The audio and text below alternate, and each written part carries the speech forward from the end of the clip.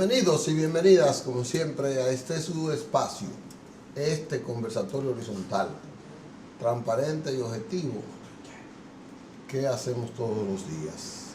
Periodismo y sociedad, con ustedes, como siempre, en las cosas más impactantes, para que hagamos la reflexión de que construyamos un país mejor, pero para todos. Tenemos que estar incluidos. Hoy está con nosotros, deleitándonos, pero no solo deleitándonos, sino enriqueciendo cada día más este programa.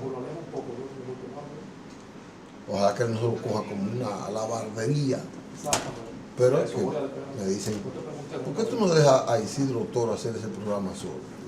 Digo, eso está bien, lo estoy entrenando para que lo haga solo. Don Isidro, buenos días. Don Lincho. ¿Cómo está usted? Mejor imposible. Y aunque Durbiani no quiera.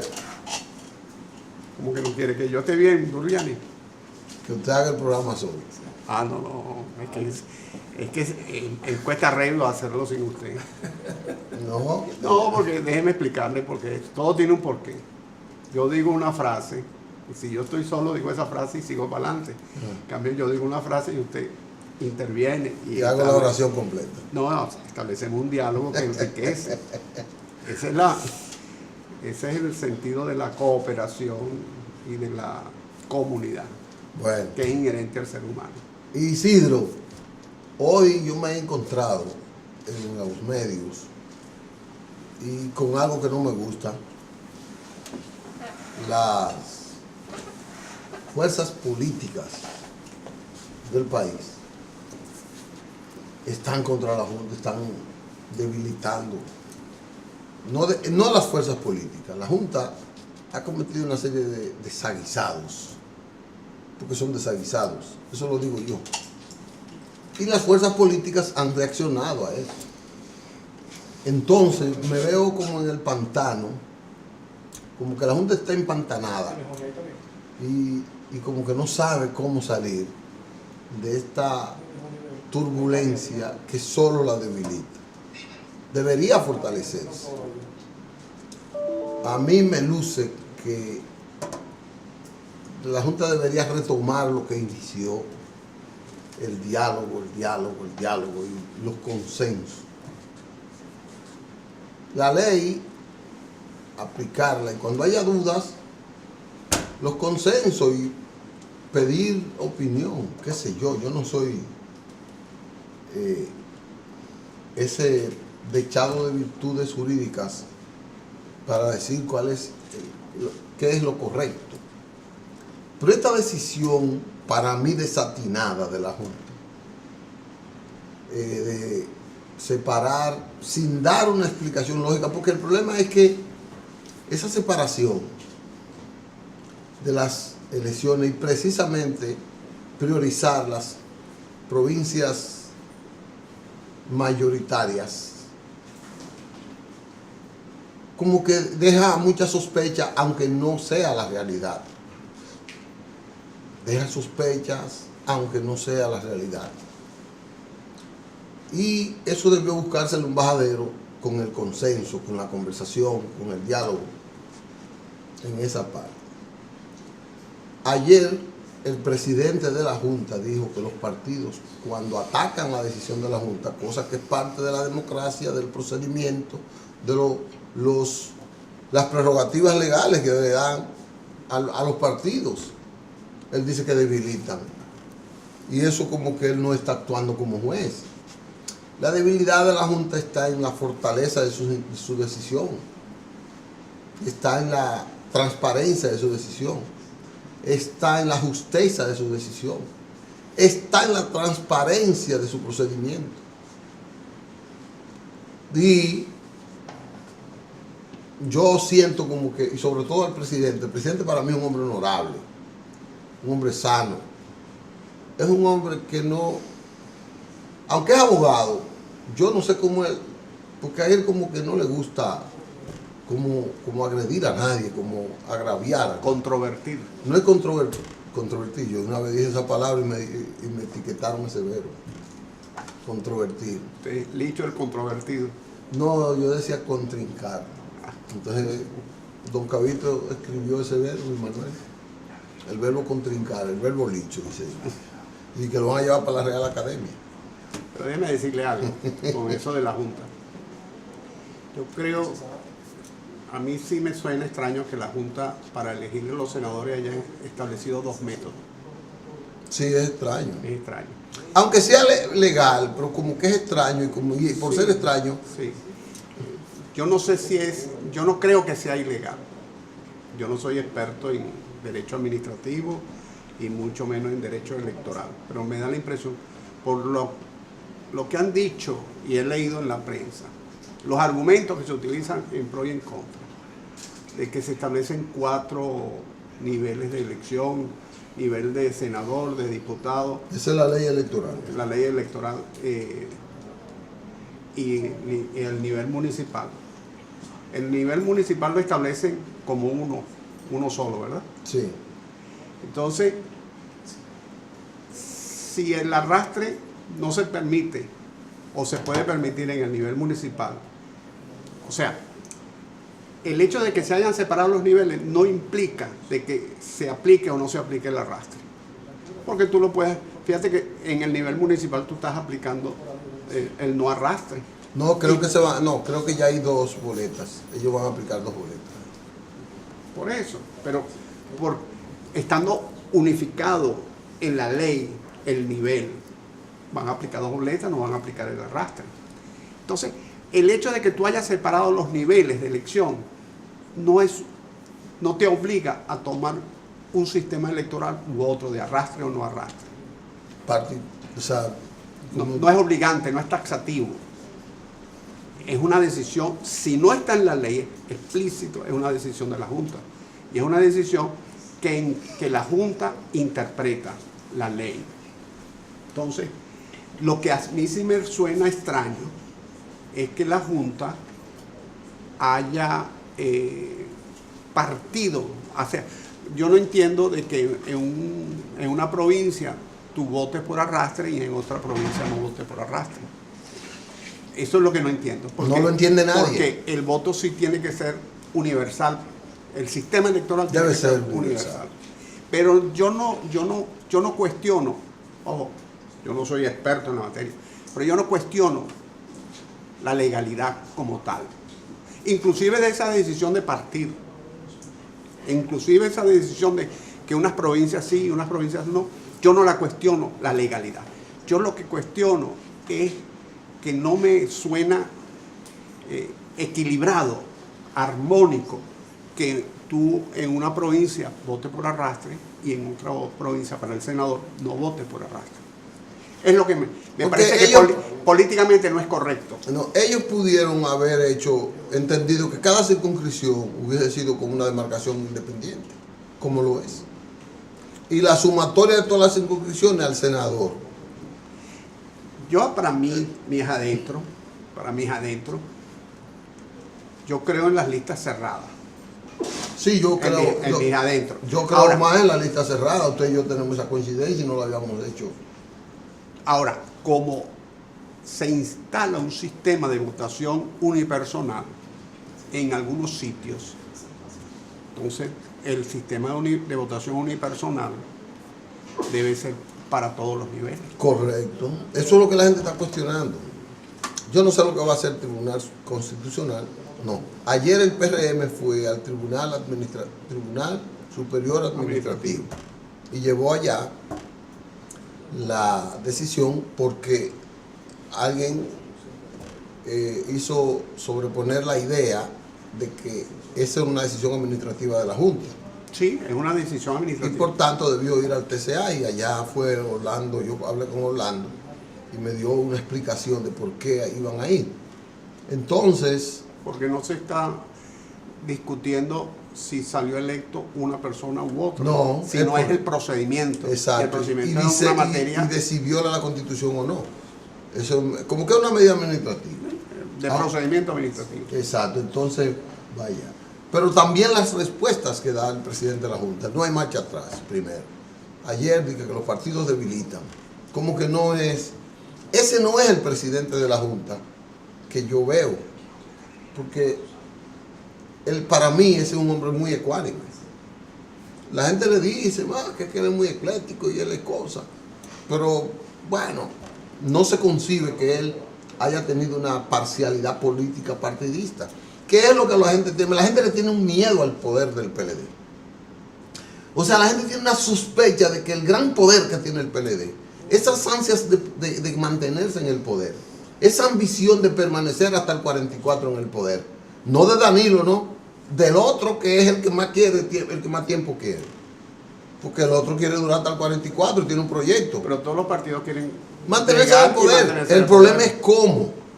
El problema es cómo. Si usted juega con las leyes, con las reglas, igual para todos, no es malo que usted aspire a quedarse en el poder. Porque un partido lo que tiene que reflejar una sociedad y un programa. Está bien, todo partido, el objetivo de un partido es llegar al poder, administrar el país desde el poder.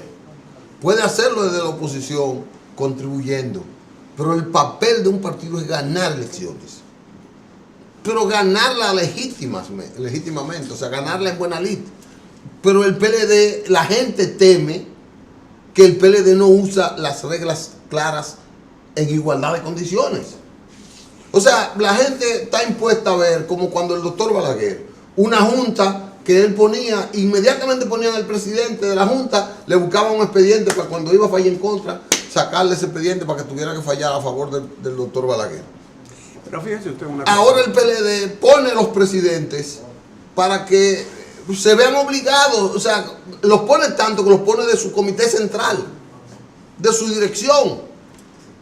Pero fíjese usted una cosa, ¿no? Para las elecciones falta un año, prácticamente. Bueno, hay unas en febrero, ¿no? Y la Junta está promulgando resoluciones, reglamentos, etcétera, 6, 7, 8 meses antes, que son expuestos a la vista pública y son inclusive son pasibles de ser demandadas como están siendo ante los tribunales de la República. O sea, yo lo que creo que lo que hay que estar atento con la Junta, de acuerdo a los intereses de cada partido, de que esos intereses que deben estar al lado de la ley e ir a las instituciones y someterlas, ¿sí? Como está haciendo el PRM en el Tribunal Administrativo, etcétera.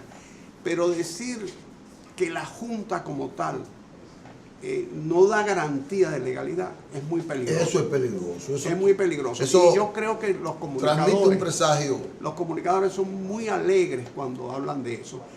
Y eso va permeando en la sociedad y va quedando en el subconsciente. Y la fortaleza de la... Y va debilitando el sistema democrático. Porque la Junta siempre va a tomar decisiones. Y las decisiones les va a gustar a unos sí y a otros no.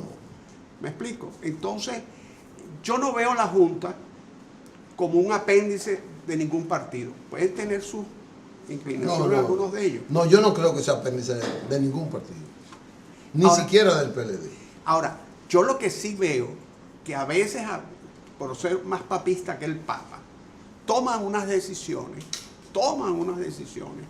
como esa de que aquí se vota de una forma y allá se vota de otra, queriendo, no sé cuál fue la razón, uno no la sabe. No la sabe, pero me parece que no son correctas, pero no las veo ilegales, no las veo contrarias a derecho.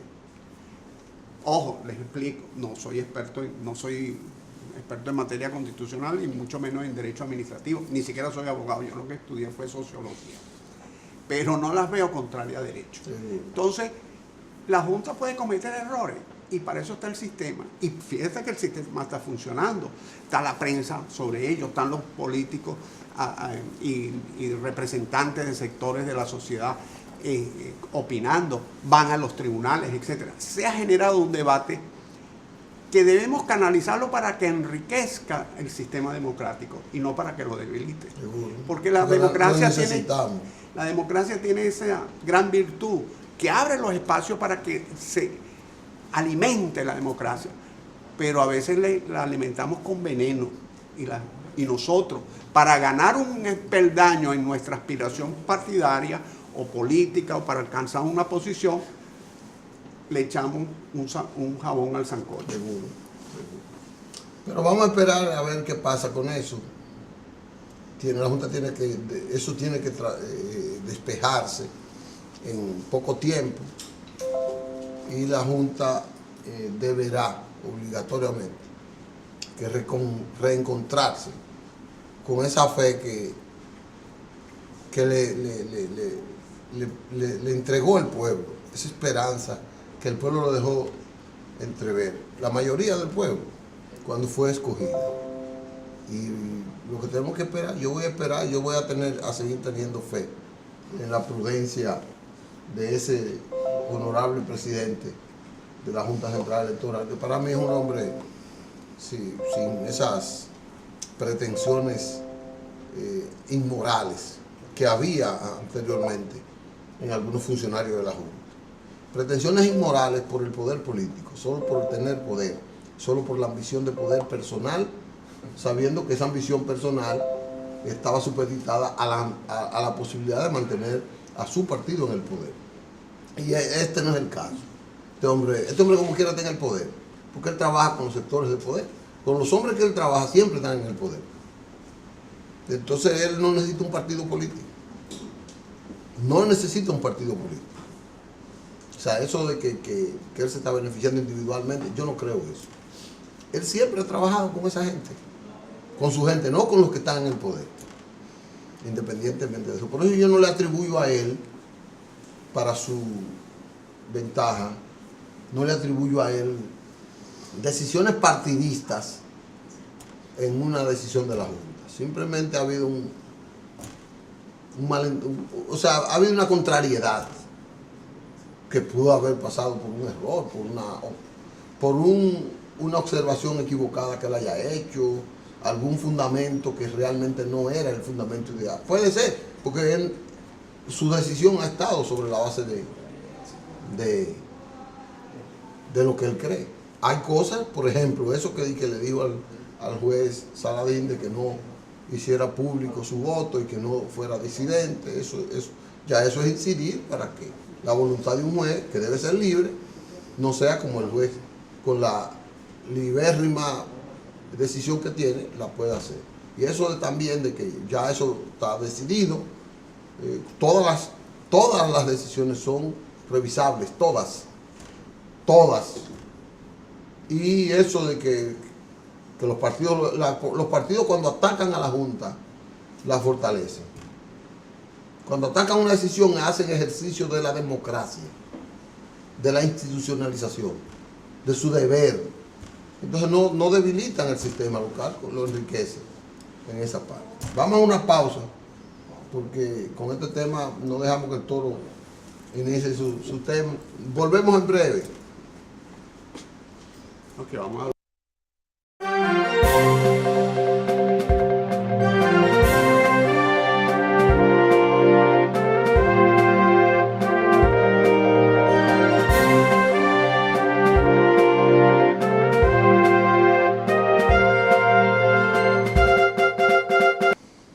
Bien, regresamos con ustedes. Isidro, ¿cómo está la cosa? Bueno, don Licho, vamos a hablar de algo muy cercano de lo que usted estaba hablando. Vamos a hablar de partidos políticos y le voy a pedir que coloquen la primera diapositiva, la de los representantes del neoliberalismo. Neoliberalismo. Vea esos dos personajes que están allí. Margaret Thatcher y Ronald Reagan. Reagan. Esos dos personajes coparon la escena de los años 80 Sí. y son los representantes con pisco más genuinos, más preponderantes de lo que fue el neoliberalismo. Y el reforzamiento de sus naciones, reforzamiento político de sus naciones, tanto interno como y el externo. neoliberalismo, en su filosofía que pretende copar todos los espacios, atenta contra lo que constituye los partidos políticos en su esencia histórica, como representantes, como articuladores de las necesidades de la sociedad con el Estado. El neoliberalismo, y podemos ver la segunda la segunda diapositiva, el neoliberalismo plantea que el mercado debe copar todo y si sobra algo, bueno, ahí está la figura. Le toca a los pobres. Y implica la reducidísima participación del Estado en la intervención económica de, claro, de la sociedad. Y al reducir el Estado pretende que los partidos políticos, que son columnas fundamentales del Estado, porque es la forma de que la ciudadanía participe en las decisiones electorales del Estado. Y promueven una falsa sociedad civil, porque promueven una sociedad civil representativa, que tiene espacio en los medios de comunicación social. Para ellos la sociedad civil... Hecho con el poder mediático de ellos. Exacto. La sociedad civil, para ellos no es la junta de vecinos que se reúne una vez al año, la asamblea, y allí escogen su presidente, etc. No. La sociedad civil son grupos de presión, grupos de interés, que se reúnen en una buena oficina, buen aire acondicionado, tienen unas tesis, unas ideas, siempre contra los partidos, siempre dándole latigazo a los partidos políticos, con el fin de minimizarlo, con el fin hasta de destruirlo. Desacreditarlos. Usted se recuerda de la tesis de Fukuyama, el fin de la historia. Y el fin de la historia, de la ideología. El fin de la historia, el fin de la ideología, a raíz de la caída del muro de Berlín. Bueno, eso es el non plus ultra de lo que es el neoliberalismo y de la agresión contra los partidos políticos. Esa agresión la sufrieron todos los partidos políticos en el mundo y particularmente en América Latina. De ahí vino el declive, que todavía no se han fortalecido, no se han recuperado, perdón, muchos partidos en América Latina, como Acción Democrática en Venezuela, como el PRD. Y eso ha traído otras consecuencias. En algunos casos unas formas de autoritarismo que ha liquidado al propio neoliberalismo. Entrecomillado mediante la democracia. Porque es que antes de eso, ellos mismos promovían el control del mundo a través de la fuerza militar. O sea, recuerden que a partir de después de la Guerra Fría. La Guerra Fría, sustentada con los llamados halcones, con los llamados, las fuerzas militares, con las intervenciones, el control de los ejércitos de los países menores, era lo que tenía el control de ellos. Después el neoliberalismo le influyó una falsa participación democrática a los pueblos, muy inducida. Pero no con los partidos, sino a través de organizaciones de la sociedad civil, etcétera. Que, ojo, en la teoría suena muy bonito, pero cuando tú vas a ver cuáles son las organizaciones de la sociedad civil, son grupos de presión, grupos de interés, y son élites colocadas allí, donde tú no sabes quién escoge a esa gente. Ellos mismos, porque son siempre... Sí, ellos mismos, pero... Hago la diferencia. Una junta de vecinos de sociedad civil, tú sabes que la junta de vecinos se reúne una vez al año en asamblea, escoge a su presidente, vicepresidente, etcétera. Con las mismas gente de la localidad. Con la gente de la localidad. Y mensualmente o bimensualmente se reúnen en asamblea para discutir los problemas locales, etcétera. Es una forma de democracia participativa, real. Hay grupos de la sociedad civil que tú no sabes qué son. Que mentira, no son miembros de la sociedad civil. Pero ahora, ¿qué es un partido político? Y vamos a ver la tercera diapositiva, ¿qué es un partido político?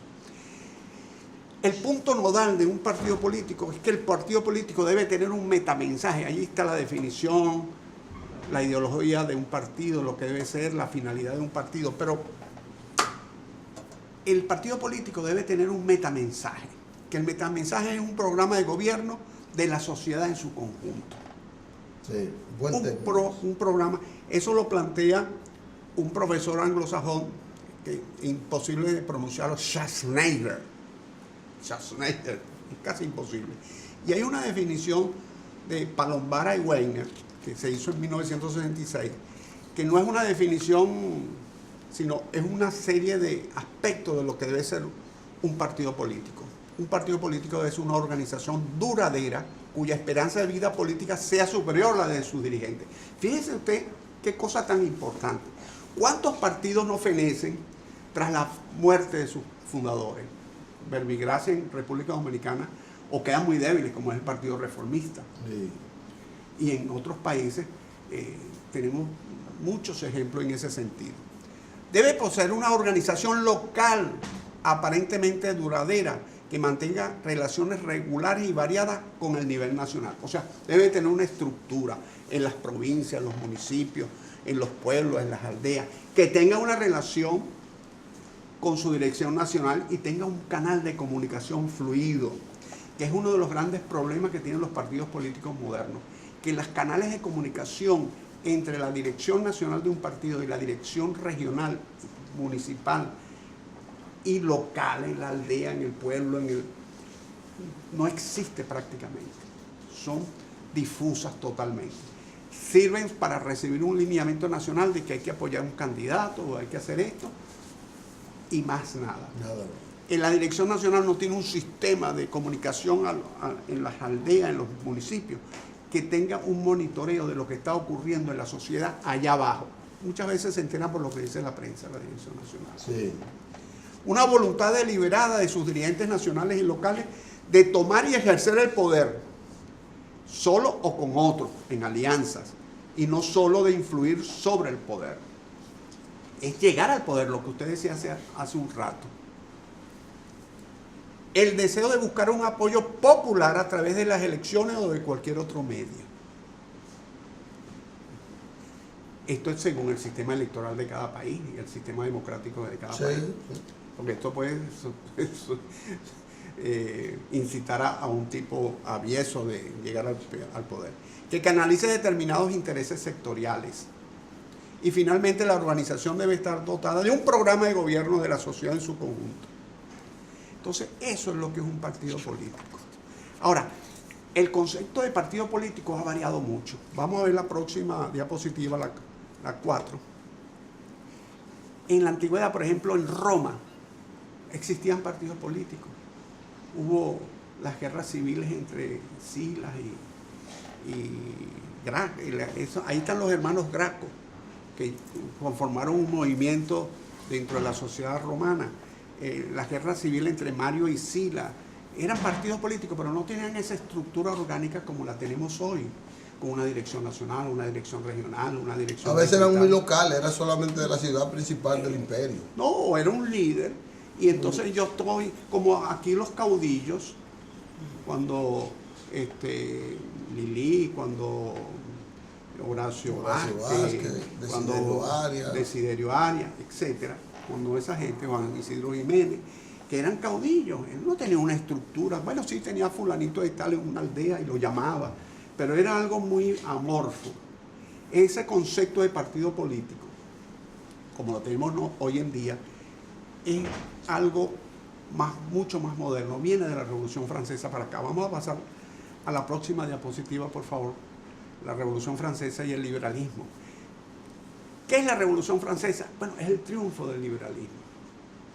Pero el liberalismo es... Pero no el liberalismo económico conceptualizado como... No, es filosófico. Exacto. El liberalismo que se nutre del pensamiento de la Ilustración, cuyo emblema es libertad, igualdad y fraternidad. Que luego ese concepto de libertad ha tenido mucha interpretación. La Revolución Francesa fue un hito, un hecho que abrió el Estado y la sociedad para participar de una manera unívoca, de una manera que la sociedad accediera a los órganos del Estado con normas trazadas, pero que participara y hubiese el que administre el Estado pues un mayor respeto a esas normas. Claro, por eso los derechos humanos surgen de ahí. La Revolución Francesa es la ruptura con el antiguo régimen.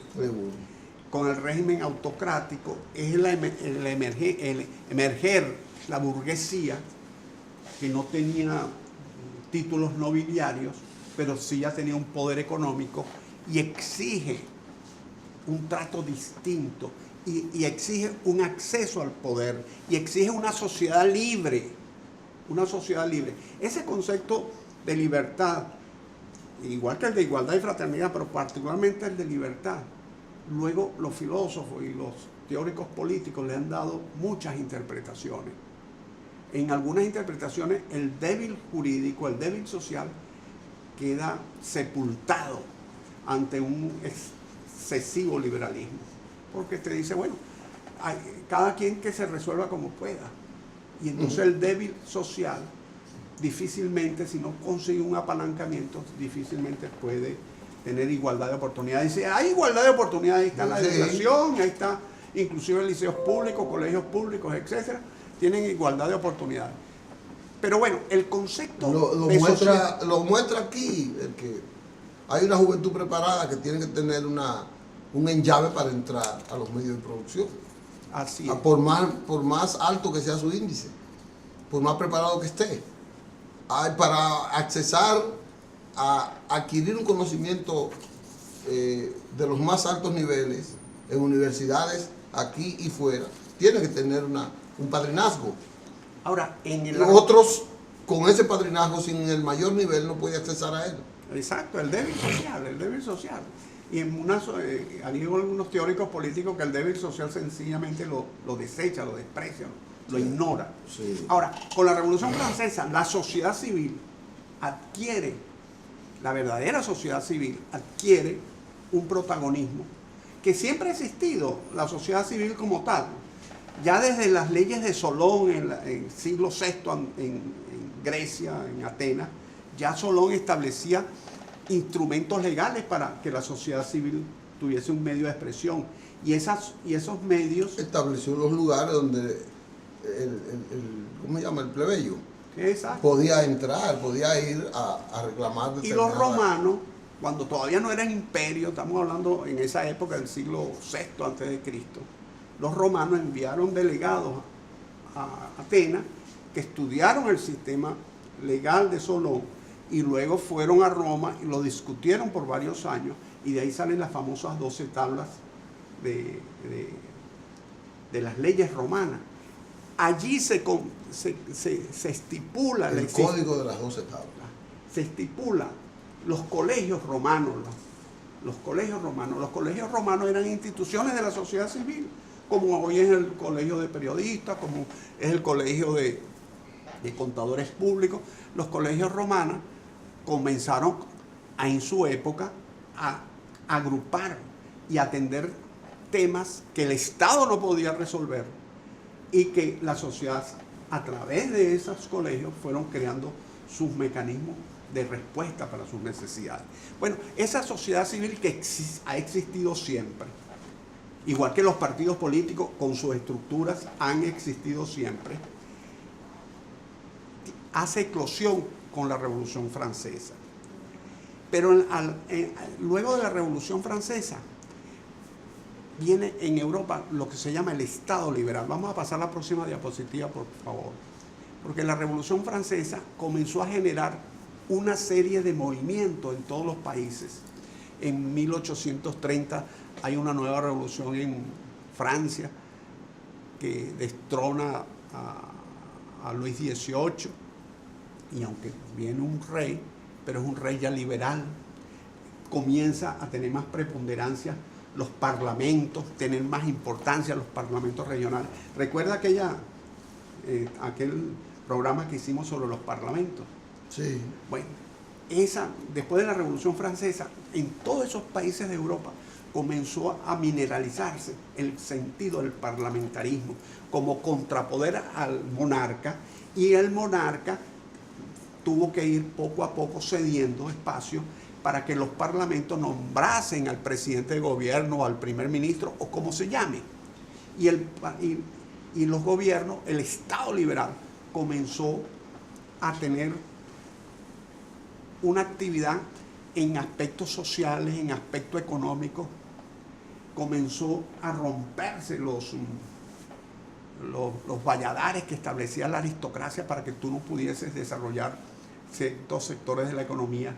Comenzó a haber un cambio, y ese cambio fue motivándose al mismo tiempo, fue causa y consecuencia de la revolución industrial. Esos cambios motivaron la revolución industrial, y la revolución industrial alimentaron esos cambios, y comenzó un movimiento migratorio inmenso en Europa.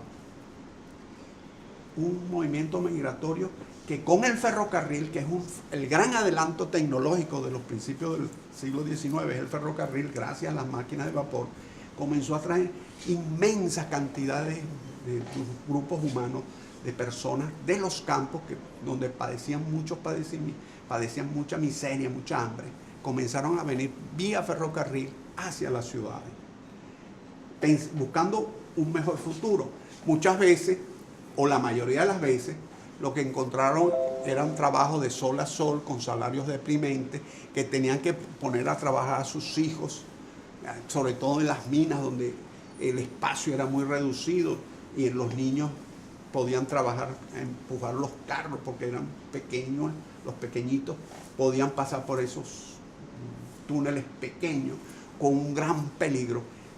Ese Estado liberal promovió la revolución industrial con toda una cantidad de desviaciones sociales, pero que esas desviaciones sociales que generaron ese movimiento de crecimiento tecnológico y económico en la Europa de principios del siglo XIX. Eso generó el nacimiento de una nueva clase social, el proletariado. Y con el proletariado, dos organizaciones fundamentales, el sindicalismo y los partidos políticos en sus raíces, como lo conocemos hoy en día, los partidos políticos. O sea, la transformación de los partidos. Claro, el proletariado que nació con la revolución industrial, se generó el sindicalismo como organización de esa clase obrera y al mismo tiempo los partidos políticos como lo conocemos hoy en día. Ya con plataformas estratégicas y con visión económica. Después de este corte comercial, nos están invitando. ¿Ya no tenemos que ir? Sí. Pero va a una pausa. Sí, a una pausa. Bueno, porque si no, no. Está bien, vamos a una pausa. ¿Qué pasó? ¿Dónde está?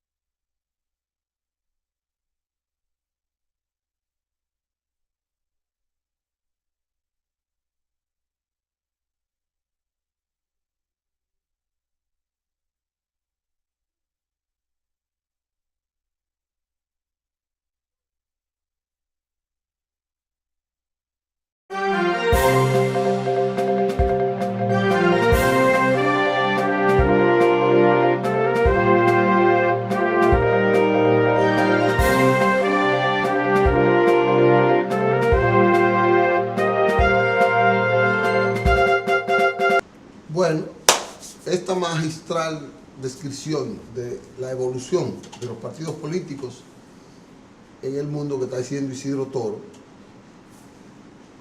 reinicia cuando ahora él lo toma en el surgimiento del proletariado, del sindicato y de los partidos políticos como instituciones, expresión de ese desarrollo. Hay cuatro grandes etapas de los partidos políticos como nosotros los conocemos. Cuatro etapas históricas,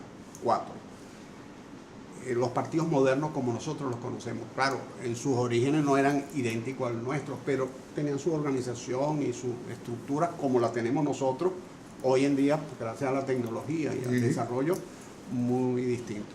Hay una etapa que es la de la formación de los partidos políticos, pero el Estado no lo quiere reconocer. Más que de los partidos del derecho de asociación. Luego hay una etapa que eso va a finales de la Revolución Francesa, vamos a decir, principios del siglo XIX hasta 1830. De 1830 hasta 1860, 70, hay una etapa de que no lo legalizan, pero tampoco lo persiguen, lo reconocen, pero sin legalizarlo. Luego, de 1870 a 1930 por allí, 1940, hay una etapa que se acepta la legalización de los partidos políticos, en el mundo en general. en unos países antes, en unos países Pero ya después. hay partidos diferenciados a partir del Sí, ya, 1900. desde antes. Desde 1800. El Partido Socialdemócrata Alemán es de finales del siglo XIX. Y el mismo socialista francés. Y el español también, y el de Dinamarca, etcétera. El mismo laborista de Inglaterra. El Partido Laborista de Inglaterra fue en 1900. Y el demócrata de Estados Unidos. Sí. Y luego hay la constitucionalización de los partidos políticos. O sea, cuando las constituciones de los países reconocen a los partidos políticos como instituciones del Estado, de un Estado. Y inclusive hay constituciones que establecen las obligaciones de los partidos políticos, las obligaciones de los partidos políticos de oposición. En Ecuador, por ejemplo, la Constitución de Ecuador establece cuáles son las obligaciones de los partidos políticos de oposición, el financiamiento, etc. Algunos se lo dejan a la ley y otros, inclusive los principios generales lo establecen la Constitución. Eso es después de la Segunda Guerra Mundial que viene ese proceso de reconocimiento constitucional de los partidos políticos. Pero vamos a lo primero. En esa parte del inicio de la Revolución Industrial, y vamos a ver la diapositiva número 7, la de los carlistas, se produce en Europa un gran movimiento, una gran concentración de obreros. Como decíamos antes, miles de personas emigran de las zonas rurales hacia las ciudades. Y eso va generando una gran concentración de obreros que pululan en las fábricas y viven en guetos, en los barrios, con condiciones sanitarias infrahumanas. Esa gente comenzó a organizarse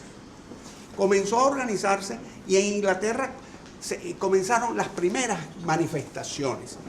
En 1819 los obreros de Manchester, que es la gran ciudad industrial de Inglaterra, realizaron una congregación, un meeting de más de 50.000 obreros. En esa época. Yo pienso que ese es el día que debería ser el Día del Trabajador. Más de 50. Estos datos sobre el movimiento de la formación de los sindicatos y del movimiento obrero en Inglaterra como país central de la revolución industrial son poco utilizados, poco conocidos y poco divulgados para la cultura política de nuestros muchachos, nuestra gente. En 1819 hicieron esa manifestación y el gobierno lo mandó a disolver, la mandó a disolver. Y la mandó a disolver con el ejército. ¿Y usted sabe quién dirigió la carga contra esos obreros? El duque de Wellington, el héroe de la batalla de Waterloo. No me diga. Por eso dicen uno cómo termina la vida. Y ese señor terminó liquidando, matando obreros en una manifestación de gente desarmada. A miles de obreros. Centenares de obreros mataron, bueno, disolvieron, eran 50.000 obreros. Eso fue en 1819. No es sino en 1824 que Inglaterra, la Gran Bretaña, reconoce el derecho de asociación. Y por ahí comienzan a reconocerse en los distintos países, en los distintos derechos de asociación. Pero vamos a ver la próxima diapositiva, la primavera de los pueblos. ¿Qué es la primavera de los pueblos? Ese movimiento, esa revolución industrial que en todo el centro de Europa va a diferentes velocidades. En Inglaterra iba muy rápido, en Francia más lento, en Inglaterra se comenzó a introducir las máquinas, en Alemania no como tal, porque en Alemania como tal no existía, sino Prusia, el Estado prusiano, se introdujo más tardío las máquinas de vapor, que era el eje fundamental tecnológico para la revolución industrial. Fue generando una fricción entre todavía el Estado monárquico, autocrático, de aristócrata, y esas fuerzas liberales emergentes.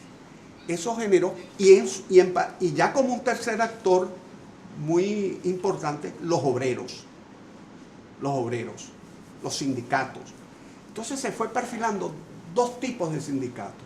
Un sindicato fundamentalmente reivindicativo, que es el inglés, que luchaba por sus reivindicaciones sociales, por horarios de trabajo, por asistencia social al trabajador, etc. Y un sindicato revolucionario que luchaba por transformar la sociedad. Transformar la sociedad para darle beneficio a los obreros. De esa dicotomía, más el Estado burgués que seguía empujando al Estado absolutista, al Estado monárquico, lo seguía empujando. Poder concentrado. En 1848 estalla lo que se llama la Primavera de los Pueblos. La Primavera de los Pueblos fue una manifestación al unísono de una cantidad de ciudades en toda Europa. En Milán, en París, en Praga. Allí en el mapa usted ve donde están esos punticos rojos. En todas esas ciudades hubo manifestaciones. Ustedes recuerdan la novela de Los Miserables, la de Víctor Hugo, sí. La de las trincheras. Bueno, esa está ambientada en esa época, en ese acto. En muchas... Pero veo que la península itálica, la península de... Arriba en el norte, la parte de Milán, que era la parte... Pero hubo mucha demostración ahí. Sí, en Milán hubo muchas manifestaciones, porque Milán es la zona industrial, siempre ha sido la zona industrial de Italia. Bueno, en esa Primavera de los Pueblos, definitivamente se desmonta el Estado absolutista monárquico y se impone el sistema parlamentario. Comienza a tener ya una... La primavera de 1848. Carlos Marx, que le había dado una organización comunista de Inglaterra, le había dado la misión de elaborar una tesis, que luego se llamó el Manifiesto Comunista, dijo que no sabía si su manifiesto comunista llegó tarde o la Primavera de los Pueblos llegó temprano. Porque él estaba escribiendo el Manifiesto Comunista cuando estalló eso. Y él se lamentaba de no haber tenido escrito y difundido el Manifiesto Comunista. Correcto. Que era lo que le daba sustento teórico a esa clase obrera revolucionaria que buscaba transformar el Estado. Recuerden que acabamos de decir que habían dos clases obreras. Seguro. Los sindicatos, los ingleses que eran reivindicativos, que luchaban por las reivindicaciones de sus trabajadores, pero no se metían con el Estado. Fíjense que la Primavera de los Pueblos no ocurre en la Gran Bretaña. Ahí no pasó nada. Es en la Europa continental. Bueno, ese movimiento sobre social, todo en la centro-sur de Europa.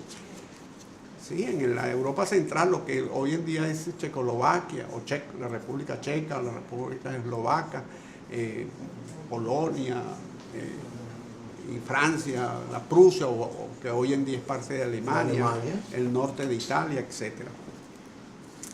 Esa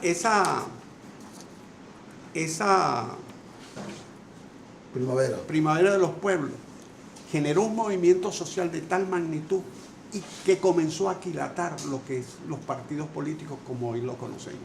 Pero ya visto por el tiempo que nos acosa, vamos a dejar lo que es los partidos políticos para el próximo viernes. Sí, y cómo esos partidos luego fundamentan cambios tan radicales. Ellos son una expresión de cambio, de evolución. Podemos decirlo así. Sí.